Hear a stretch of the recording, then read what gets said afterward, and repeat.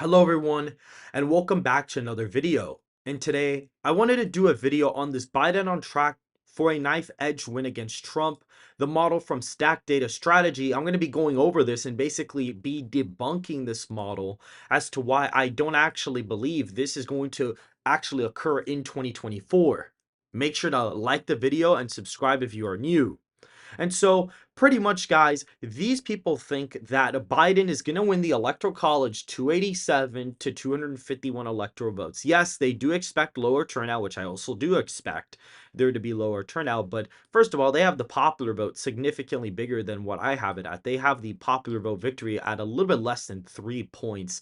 And they have Nevada at a higher margin of victory than what it was in 2020 for Biden. They have Arizona at a 0.3 margin, so it's practically the same. Wisconsin comes down to a closer margin. Michigan is a little bit closer, and Pennsylvania is within a tenth of a percentage point.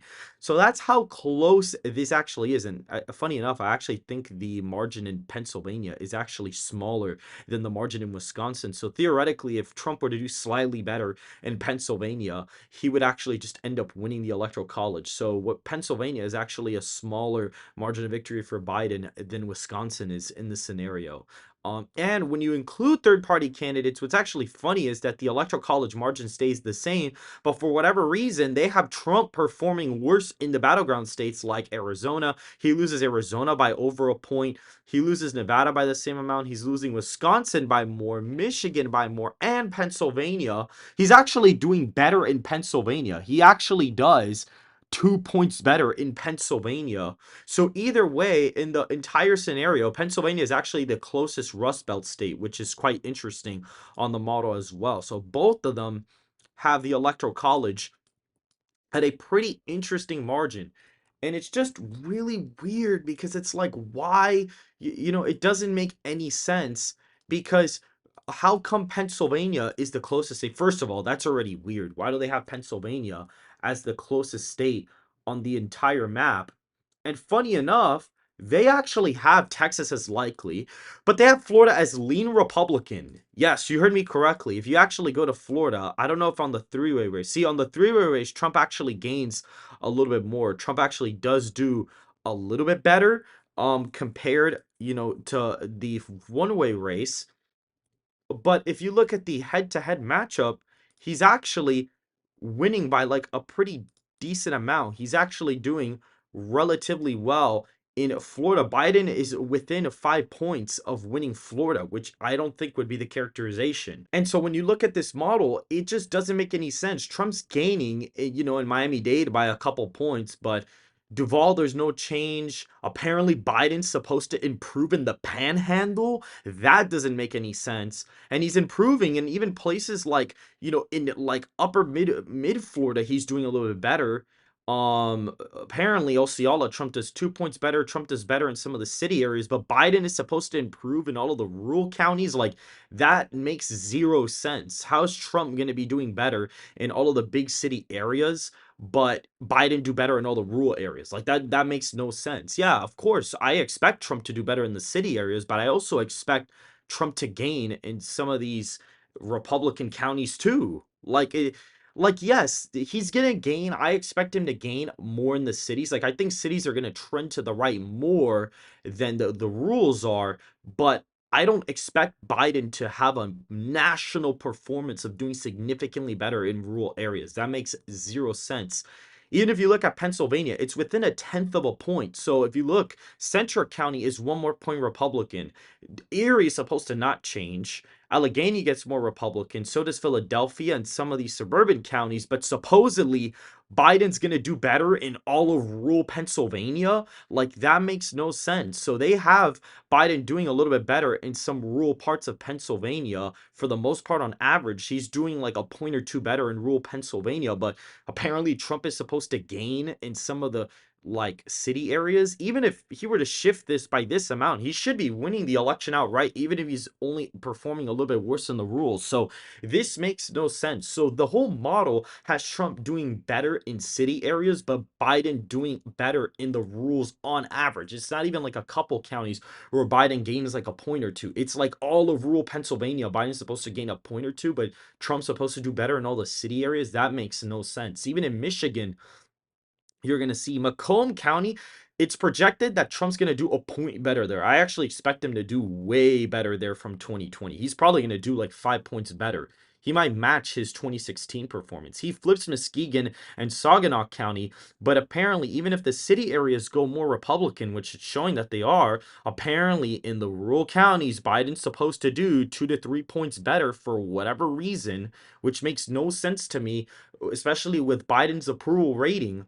That makes no sense. That makes zero sense. What they're probably doing is they're probably seeing the senior vote move to the left, and they're like, okay, maybe because of that, Biden's gonna gain and rule America by a little bit, but I definitely don't expect that to be the case. If you look at Wisconsin, Trump is not gaining in Door County, which makes no sense. He's not supposed to gain anything in Portage. He's not supposed to give Biden. Sauk actually gets more Democratic. If we look at Ozaki, Biden gains a point there, which I could see that happening. That's reasonable. But if you look here, Milwaukee gets 4 more points Republican, so does Dane. Iowa gets more, but apparently in rural Wisconsin, for some reason, Biden's supposed to do a couple points better there, which makes no sense.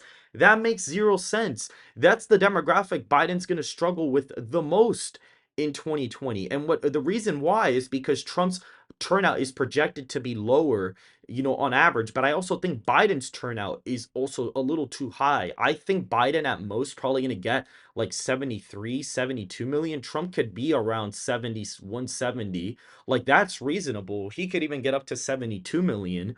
Like can't see even Biden do, like it's possible Biden gets this on a good day, but I can't even see him getting this, especially after the TikTok ban and his approval rating going down. I can't see this being the model. And I think Trump's turnout, yeah, I think it'll be reasonable for him to drop a few million votes. Like that's not unreasonable, but I don't think it's going to be to the point where he's going to underperform in rural country as a whole. Even if you look at Kansas, for some reason, it makes no sense. So how is he going to do better in rural Kansas and in the cities? How is he going to do better in the rural parts of the country in red states, but do worse in the rural areas in the blue states? Like that makes no sense. The only reason, and again, look, Georgia is basically DOA for Biden because Trump shifts Atlanta by a couple points to the right, actually. But the only reason why Trump's not winning the state by a lean margin in this model is because for whatever reason they have Biden gaining in all of rural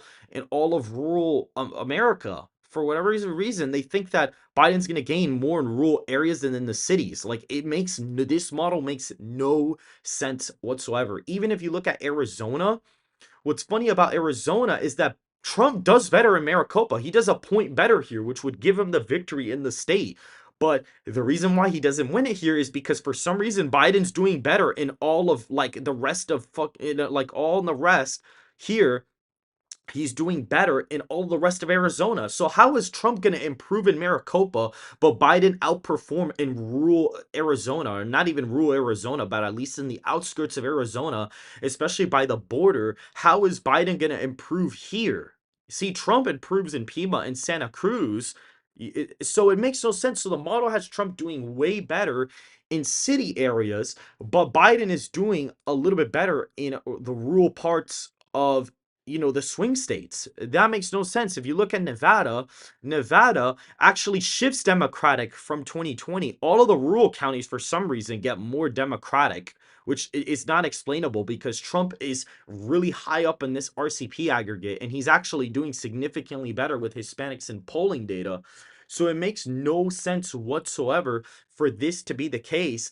And it makes no sense that Trump is going to gain in all of the city areas in the other swing states, but not in Clark and Washoe. That makes zero sense. That makes no sense. How is Trump going to improve in Wisconsin, in Pennsylvania, in Michigan, in Arizona? Well, Arizona basically stays stagnant, but how is he going to improve in the Rust Belt and improve by 4 points in New Hampshire, improve by 4 points in Virginia, improve by 2 points in Illinois?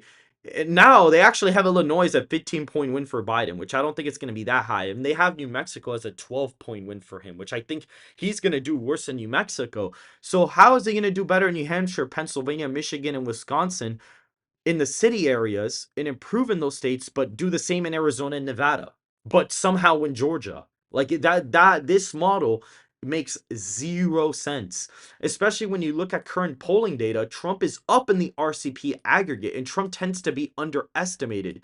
So even if the polling average, funny enough, if the polling average was off by 3 points, the victory would actually be bigger than this in the popular vote. And usually Trump gets underestimated in the aggregate. So if that happens, then this model is going to be completely wrong. And if you look at the swing states, Arizona is a five-way race. It's a 5.7% margin of victory for Trump. If you're looking at this model, which has Arizona as tilt Republican, Trump is polling at 53.40. Let's actually see where they have it in the third party race, or at least in the head-to-head matchups. Let's see where they have everybody, right? So Arizona in this scenario is a 5-point race, right? With Trump at 49.3%. So they have Trump getting a lower share of the popular vote in Arizona than he is even polling in the state right now. And for some reason, they have Biden doing 4 points better. So they're saying that Trump is going to underperform the polls by 5 points in Arizona, which in 2020 Biden actually was overestimated in polling data in Arizona. But for the polls to be off by that much in Arizona is ridiculous. And in Nevada, the polls usually favor Republicans, but Trump is up in Nevada by 4.8 percentage points. He's up by a pretty significant amount in Nevada. He's actually expanding his lead. Biden kind of caught up a little bit in the aggregate, but Trump's actually expanding his lead now. Same thing in North Carolina, for example. Trump for a little bit, it was getting a little bit closer, but now Trump seems to be, there's a little bit of a magical Trump surge right now for some reason, even though people are claiming Biden is surging. Biden did catch up here in the aggregate, but Trump has recently kind of boosted his lead in the state of Georgia a little bit more. If we look at Michigan, the same things happen. Trump's kind of enjoyed, his lead has gotten closer, but Trump's actually expanded his lead in the swing states again, only by a little bit. But it's like, how are the polls going to be 3 points off in Michigan when they usually favor Biden in the aggregate? Like it makes no sense. And Biden's approval rating is minus 16.1%. He's sitting at 40%, and usually incumbents tend to perform around this margin. They usually tend to perform around their approval rating. That's usually what they get in the popular vote. So you're telling me that Biden's supposed to get 49.5% of the popular vote while he's at a 40% national approval rating? This is a severe overestimation of Biden. Because look, if you it's just the truth. Look, Trump in 2020, if you look at the aggregate, if you go all the way to November, right before the election, he was sitting at 45.9%. In 2020, he ended up getting 46.8% of the national popular vote. If we go to 2016, Trump, it was different because they were not incumbents here. Trump was sitting at a 35% approval rating, but got this amount. Obama's approval rating. So that was different. But if you look at incumbent Barack Obama, his approval rating, let's go to Obama on election day in 2012.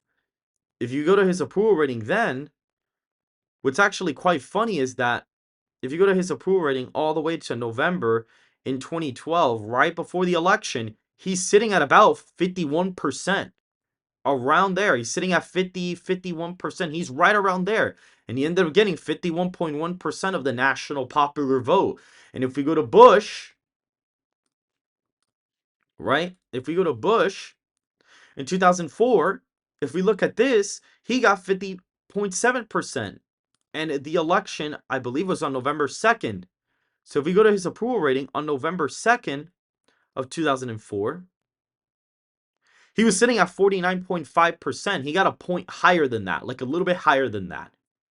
That's usually what incumbents tend to do. Usually what their approval rating is, that's what they get in the national popular vote. Now, this is to make the point that, and if we go to 2012, let's actually find the exact day. It was November 6th.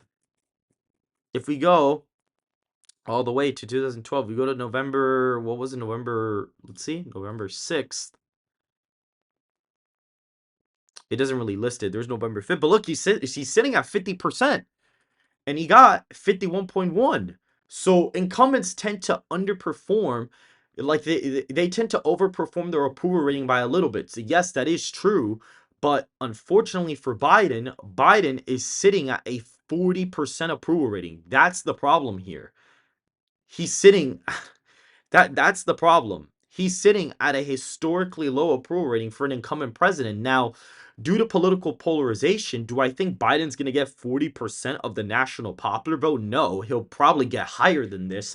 But for him to go from 40 to 49 just like that is not realistic.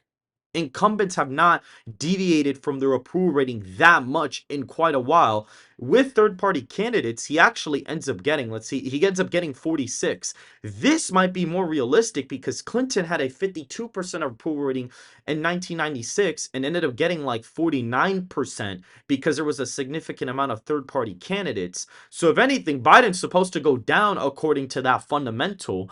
But, even going from 40 to 46% is already a little bit wacky. And they are claiming, this model claims that RFK is taking more votes away from Trump, which is kind of doesn't make any sense. Like, Trump does better in Georgia, but does worse in Pennsylvania. Actually, he does better in Georgia with RFK on the ballot, but does the same in Pennsylvania.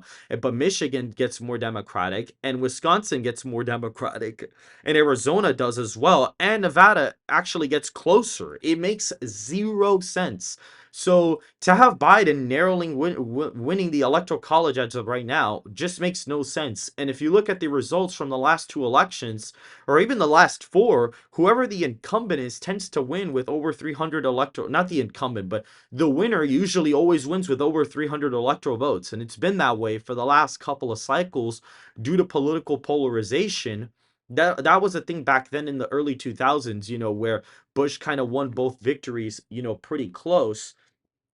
But looking at this, in the past four elections, every single candidate who's won has won with over 300 electoral votes.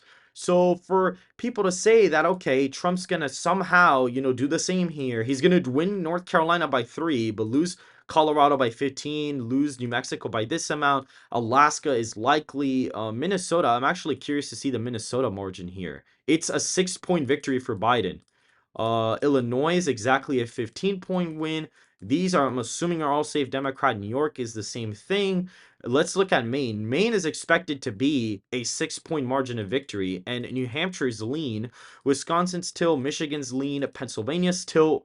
Virginia, I expect, is probably still likely. Yup, it's a 6-point victory. How is Trump gonna do 4 points better in Virginia, but still lose Wisconsin? Like, how is that even that's not even that makes no sense. How is Trump going to do better in Virginia by 4 points, but do the same in Wisconsin or do the same in Arizona, but Nevada gets more Democratic? This is the map they're proposing happens. And I believe they also have Nebraska's second district probably going lean Democratic. I wouldn't be surprised. Yeah, I wouldn't be surprised. I wonder if they have the vote shares on this. No, they don't. But either way, it's like, like, you gotta be kidding me. Like, this has to be one of the silliest election models I've ever seen, because what they're doing is they're trying to project into the future and say, okay, Biden's probably going to be around this percentage of the popular vote by the time we get there. But that's not the realistic way of doing it. How is Biden going to win almost 50% of the national popular vote, but be at 50% when incumbents usually only tend to overperform their approval ratings by 1 to 2 points in the past 20 years? That makes no sense at all. You could even make the case that this probably allows Trump to probably win the electoral college by an even bigger margin, but we're not even going to get there in this video. But this is what their map shows. And what's funny is that Pennsylvania is the closest state out of Arizona and Wisconsin, funny enough, in terms of raw percentage Now, if we go to like the actual raw vote counts, we could probably see in Wisconsin. Let's see if they have the. No, they don't even show the raw votes here. So, and what's funny is that Pennsylvania has the biggest amount of people in it, has the most amount of people out of Arizona, Wisconsin, and Pennsylvania. So this till margin, the votes should actually be closer than they are in Arizona, for example. So it's really like it's really weird how Pennsylvania is the closest state percentage wise, but he's doing like this makes no sense. This model makes no sense. They have Trump gaining in some city areas but not in some states, but Biden is gaining in all of rural America in the blue states, but Trump's gaining in rural America in the red states. Usually when rural America shifts, it shifts a certain direction. In 2020, you can see here that Biden gained in most states. He gained in most of rural America. You can see each state shifted 1 to 5 points Democratic. Now, you could see a couple of more states shifted a little bit more, and this was mostly due to the reversion in some of the third party vote shares. But even look here, Trump gained on average in most of rural America. Now, Utah was an exception because McMullen gained like 30 points here. So it kind of really threw everything off, or at least McMullen gained 21. So it made the illusion that Clinton gained 30 points, which is not really the case. And so that's the problem here. The problem is that the model is basically saying that Trump is going to do better in the Democratic states in the city areas, but do worse in the rural areas in Wisconsin, Michigan, Pennsylvania. That's the main problem that I have with this model.